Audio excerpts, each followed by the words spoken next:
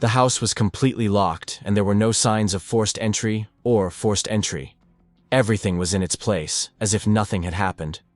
The police entered the house, and their attention was immediately drawn to the bedroom, where Heidi's body was found. Her body was lying on the floor, a few meters from the bed, with one fatal shot to the back. The gun that fired the shot was located next to the body. It was clear from the start that the bullet had been fired at very close range, within a few meters. There were no injuries to Heidi's hands that would indicate an attempt to defend herself. There were also no marks of violence on her skin, which would normally appear when resisting an attacker. There were no scratches, abrasions, or bruises that could have been the result of physical contact or a struggle. There were no traces of skin or other particles in her nail beds that could have been scraped off in the event of contact with an attacker's skin.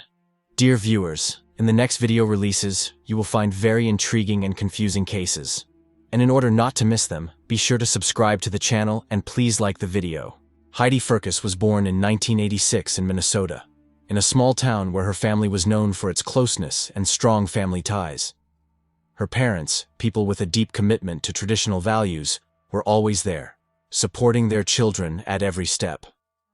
The Firkus family fully reflected the American dream. They worked, built their lives step by step, and raised their children, paying attention not only to their studies, but also to the development of moral values. Heidi had 2 siblings, with whom she maintained warm relationships, despite her tendency to solitude. Since childhood, Heidi was distinguished by her intelligence and inquisitiveness. She quickly mastered school subjects, which made her one of the best students in the class. Teachers noted her ability to learn, and classmates appreciated her friendliness and willingness to help. Despite her intelligence, Heidi never stood out among her peers. She was shy but self-confident, which allowed her to gain respect at school. As a child, she enjoyed various sports and loved spending time outdoors, which allowed her to develop strong physical skills and a desire for an active lifestyle. After graduating from high school, Heidi attended the University of Minnesota, where she continued her education. At the university, she chose to major in marketing, realizing that she was interested in both the creative and analytical aspects of the work. She soon established herself as a goal-oriented and organized student who not only excelled in her studies, but also actively participated in student life. Heidi was involved in several clubs and societies, organized various events, and actively communicated with teachers. Her classmates often admired her ability to combine studies with active social activities. However, not everything in her life was perfect. Like many young people, Heidi had to face problems associated with finding her place in the world. At the beginning of her studies, she felt a little lost, trying to find a balance between her personal life and studies. It was during these years that Heidi realized how important emotional comfort and support from friends and loved ones was to her. This became the foundation of her character, because Heidi always sought to surround herself with people with whom she could communicate openly and receive emotional support. She also learned to set goals and follow them, which over time became her hallmark. Soon after graduating, Heidi met a man who she felt would become her support and life partner. This man, James Firkus, was her peer and seemed like someone with whom she could build a strong relationship. He was also ambitious and goal-oriented, just like Heidi. They quickly became not only partners, but also best friends. Together, they planned for the future, dreaming of living together in their own home and a meaningful career. Their relationship developed rapidly, and soon, after several months of dating, they decided to get married. Marriage to James seemed like a logical step for Heidi, because she was sure that she had met the man with whom she could go through life. After their wedding, Heidi and James settled into a new home in St. Paul, Minnesota. Heidi continued her career in marketing, where her professional skills were highly valued. She worked for a large company, holding one of the key positions in the team. Her colleagues noted her attention to detail, organizational skills, and ability to work in a team. Heidi grew professionally and confidently moved up the career ladder. In her free time, she volunteered, participated in various projects aimed at supporting local communities. However, there were certain difficulties in Heidi's personal life. Despite the apparent harmony in her relationship with James, she felt that something was wrong in their marriage. James became less open, avoided talking about the future, and was often absorbed in his problems. Heidi, being a person who always sought stability and mutual understanding, tried to figure out what the reasons for such changes were. Sometimes she felt that their relationship had lost its former ease and joy.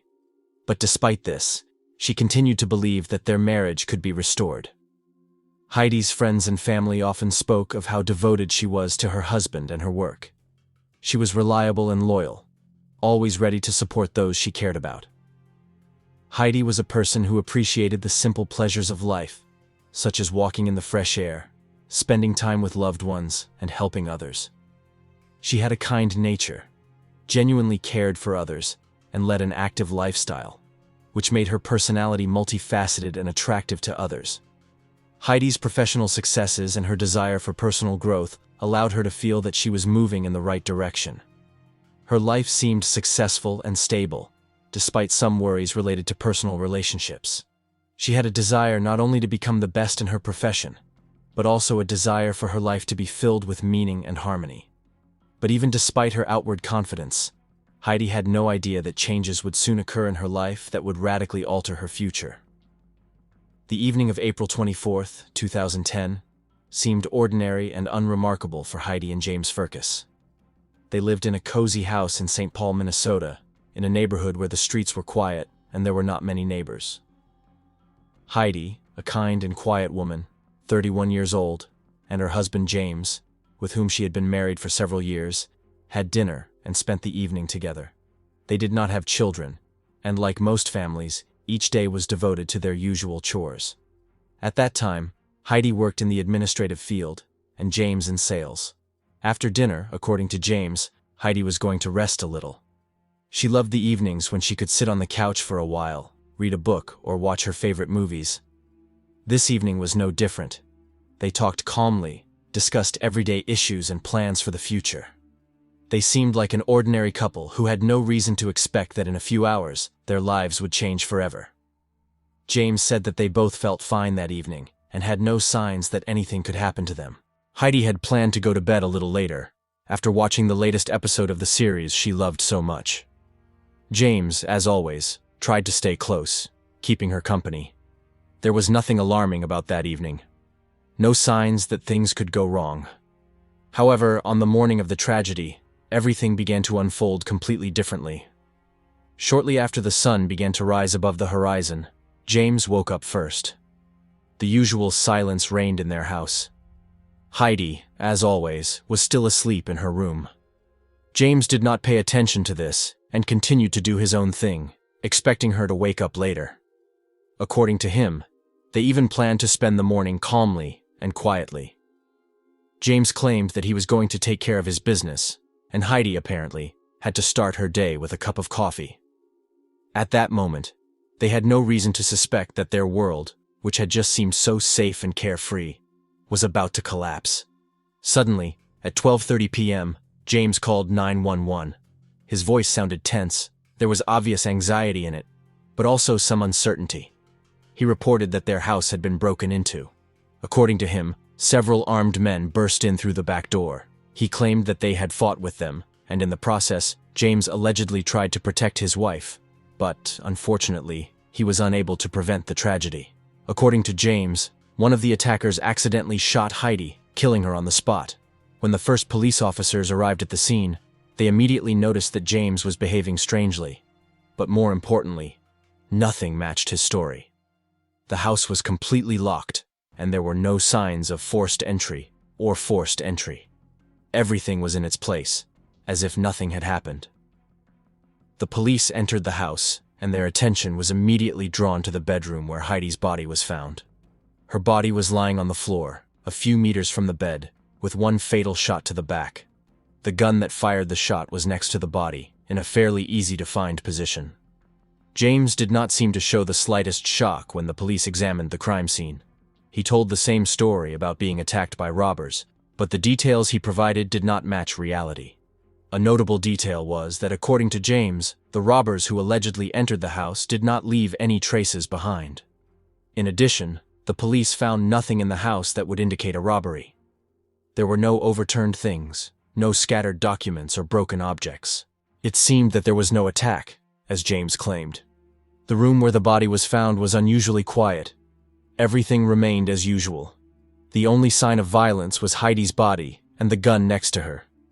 James continued to claim that he had tried to help his wife, but it was too late. The police noticed that his testimony was extremely superficial, without any additional details that could shed light on what had happened. There was concern in his voice, but nothing more. At that point, there was no evidence to support his words, and the only fact was Heidi's body. Investigators began to examine the house more thoroughly, examining all possible traces, but so far no significant evidence has been found to support his story of the attack. The police immediately began working with a CCTV camera that was located in the area of the house, but, as it later turned out, the footage from the cameras did not confirm the presence of strangers around the house at the time James spoke about. All these oddities, however, remained only guesses for now, and investigators could not yet say for sure what exactly happened in the Firkus house. However, the police's initial findings pointed to one important fact. The incident was unusual and did not correspond to a typical robbery scenario. They immediately suspected that something was wrong with James's story. But when Heidi's body was discovered, the investigation was just beginning, and there was still much to be learned. The investigation into Heidi Firkus began immediately after the tragic death of the woman. However, from the very first moment, the police sensed that everything was not as James claimed. Too many details did not match his version of events, and the investigators had their first doubts. Despite the initial shock, he quickly became the prime suspect. One of the first steps in the investigation was to thoroughly check James's statements. He told the police that he did not see the faces of the burglars because they attacked him unexpectedly. But here's the strange thing. The door to the house was locked from the inside, and there were no signs of forced entry. How then, according to James, did the burglars get into the house without any effort? Investigators began to dig deeper. An elderly neighbor who often walked his dog in the area remembered seeing James around noon, when he said he was home.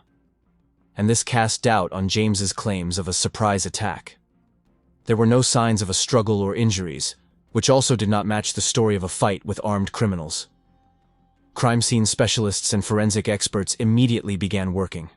Since the police were already beginning to doubt the credibility of James's version, all the information obtained during the forensic examination became a decisive element in the investigation. When Heidi's body was delivered to the morgue, forensic experts immediately began the autopsy. The first thing that caught their attention was not typical for cases of murder associated with robberies. Heidi was killed by a gunshot, and the fatal wound was received in the back. It became clear to the experts that her position at the time of the shot was extremely strange. She was in a position that did not correspond to standard scenarios of attacks or attempts at resistance.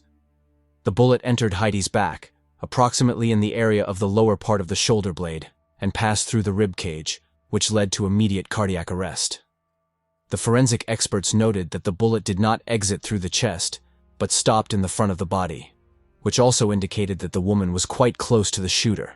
However, the angle of the bullet was important. It could not have been the result of a struggle, as James claimed. The experts concluded that Heidi was most likely in a standing or semi-turned position when the bullet struck her. This did not match James's description of trying to protect his wife from the robbers. If there had been a struggle between them, it should have been reflected on the body as traces of injuries or scratches. But there were no such marks on Heidi's body. It was clear from the outset that the bullet was fired from a very close range, within a few meters. There were no injuries on Heidi's hands that could indicate an attempt to defend herself. There were also no marks of violence on her skin, which usually appear when resisting an attacker. There are no scratches, abrasions, or bruises that could have been the result of physical contact or a struggle. There was no trace of skin or other debris in her nail beds that could have been scraped off if she had come into contact with her attacker's skin. This was another important piece of evidence that James's version of a struggle with the robbers, much less an accidental shooting, did not hold water. Furthermore, the lack of signs of a struggle also cast doubt on the story that Heidi had tried to escape or resist the attack. The medical examiner concluded that Heidi had likely been caught off guard, and the shot had been fired when she may not have even expected an attack. This contradicted James's version of him trying to protect her at the time of the attack. Investigators also found that the gun that had fired the shot was on the floor next to the body. This was suspicious. In addition, the gun was equipped with a silencer, which also raised certain questions. Silencers are typically used to reduce the sound of a gunshot and prevent it from being heard at a distance. But in the context of a murder, it could also have been used to cover up the crime. Experts determined that the gun was in working order and had been used as James claimed. However, the more important issue was the moment that complicated the investigation. The position of the gun itself when it was found next to Heidi's body seemed too convenient. The gun was within reach of the body when it was found, but its position did not match how it could have been discarded after the incident. This raised doubts among experts as to who actually fired the shot. And if the gun was found next to the body, as James claimed, then why were there no details in his testimony about how and where the gun ended up in that position? Upon further examination of Heidi's body, experts found traces of clothing that did not belong to her. On the back of her dress, microscopic particles were found that were consistent with the fabric and material of clothing often found in men's suits, but not in women's clothing. This discovery seemed strange, and investigators decided that these traces could indicate that there may have been someone else in the room at the time of the murder who had been with Heidi before she died. This discovery added another element to the investigation, showing that something did not add up in James's story about what happened in their home. The results of the forensic examination became crucial to the investigation of the case. The examination showed that the version of a random attack by robbers had no logical basis, and the investigation began to unfold in a completely new direction. One of the key moments in the investigation was the examination of the financial affairs of James and Heidi. This revealed strange details. It soon became clear that James was hiding huge debts from his wife. Heidi, apparently, did not know that her husband took out loans, credits, and signed documents when she was not even around. Some of these loans were issued in her name, which made the investigators even more suspicious. They began to collect evidence to understand what was happening in their financial relationship. But James's financial affairs were not the only strange things. Soon, new facts came to light that changed the course of the investigation. It was discovered that James had been maintaining a secret relationship with another woman for several months. His correspondence and phone calls with her revealed his intentions to start a new life, free of debt and obligations to Heidi. One of the most surprising revelations was that James had even discussed the possibility of a future together, which likely influenced his motivation. The police began to consider the idea that Heidi might have been murdered so that James could get rid of her and start a new life with a new woman. Investigators began to check James's financial transactions and found several suspicious transactions. He had attempted to hide the true extent of his debts and losses by using Heidi's name to obtain large sums of credit. Some documents were signed with false signatures, leading to the idea that James was trying to create an image of a person who was not associated with debt, but in turn was using his wife to cover up his financial fraud. At the same time, the police began to examine the CCTV camera located near Fergus's house. The footage did not show anything that would support the theory of a nighttime attack or break-in. Instead, they showed James leaving the house on the morning of the murder, which was irrefutable evidence that he was home when Heidi was shot.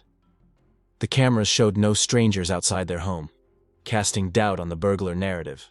Investigators began to doubt the veracity of James's statements, and soon the police began interrogating him with new tactics. James continued to claim that it was a random crime, but when he gave statements, his story became increasingly inconsistent. Each new explanation raised more questions. For example, in one of his statements, James said that he had struggled with the criminal and accidentally shot his wife.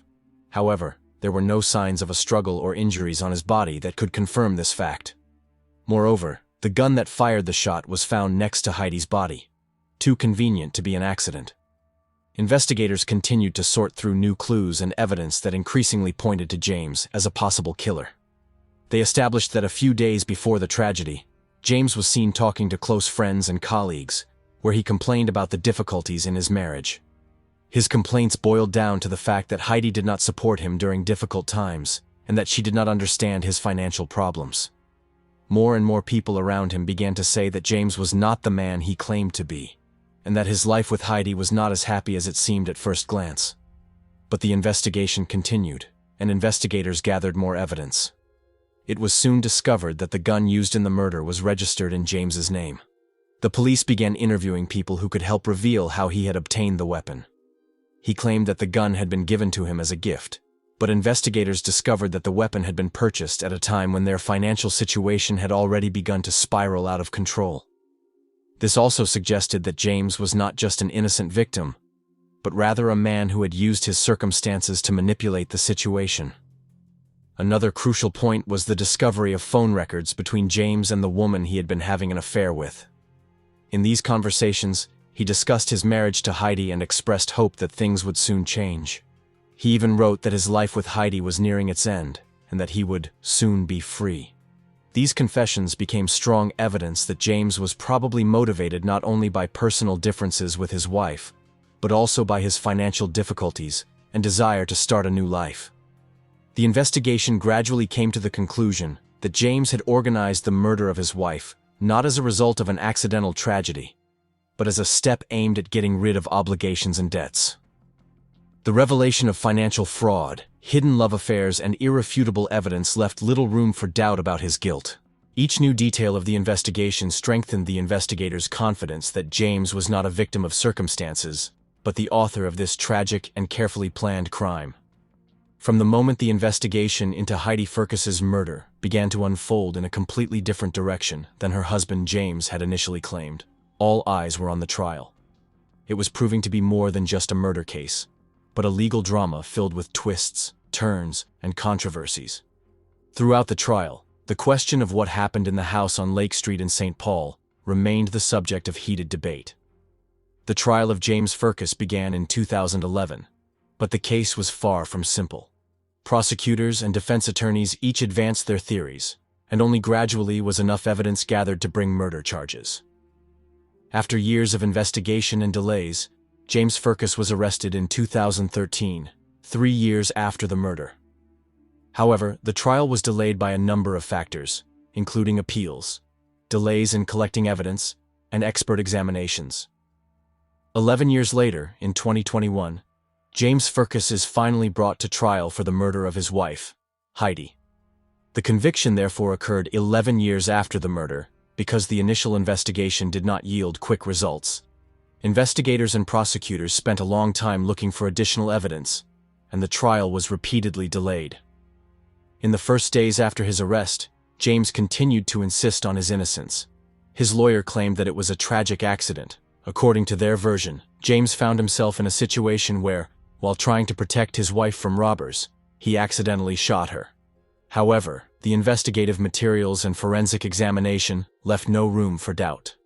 All the evidence pointed to James's version being falsified, and this undermined his defense from the very beginning. Unlike the original version, based on an attack by strangers, the investigation now focused on the possible involvement of James himself in the murder of his wife. It was clear from the time the charges were filed that this would be one of the most high-profile and intriguing court battles in the county. The prosecution brought a charge of second-degree murder with intentional causing of death, arguing that James did not kill Heidi by accident, but as a result of a disagreement, possibly due to financial problems or hidden conflicts. At the hearings, the defense tried to convince the court that James was not a criminal and that he acted under stress, afraid for his life. However, the evidence presented at trial contradicted these claims. One of the first and most important pieces of evidence presented by the prosecution was a security camera video from the area of the Ferkus home. The video showed no suspicious individuals walking near the house that day, despite James's claims that several burglars had broken into the house. This indicated that the story of an attack was baseless. The investigation began to strongly suggest that James may have been the one who shot his wife, rather than a random victim at the hands of burglars. One of the most interesting moments in the trial occurred when Heidi's friends and colleagues came into the witness box and began to testify about her relationship with her husband. Numerous people with whom Heidi had interacted began to talk about her worries and concerns about her marriage to James. According to them, she often said that her relationship with her husband had become strained, and she expressed concern about their financial situation. Moreover, evidence gathered from several of Heidi's close acquaintances showed that she feared for her safety. One witness stated that Heidi had once told him that she did not feel safe in the house with James, and that there was anxiety in her voice. This evidence was shocking because it showed hidden problems in their marriage that were not visible on the surface. Heidi had clearly been worried about her personal safety for several months before the murder. However, James responded to all of these accusations and testimonies with a cold and confident attitude, unwilling to admit that there were any serious conflicts in their relationship. In addition, there was ample evidence presented at trial that James was in debt, which put him in a vulnerable position. There was clearly stress and pressure in his financial situation that could have been a possible reason for the murder. James Fergus's defense emphasized that the tragic incident could have been an accident, and that James had simply resisted burglars whom he could not resist. One of the defense attorneys insisted that despite the lack of evidence of assault, James may have genuinely believed that his life was in danger. However, this version began to crumble as the testimony and evidence became more and more compelling.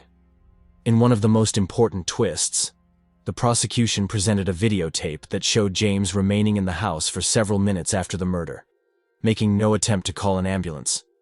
He made no attempt to provide first aid to his wife, but simply sat in the room, as if waiting for the situation to somehow resolve itself. This behavior was strange and illogical, considering that James claimed that his wife was an accidental victim of burglars.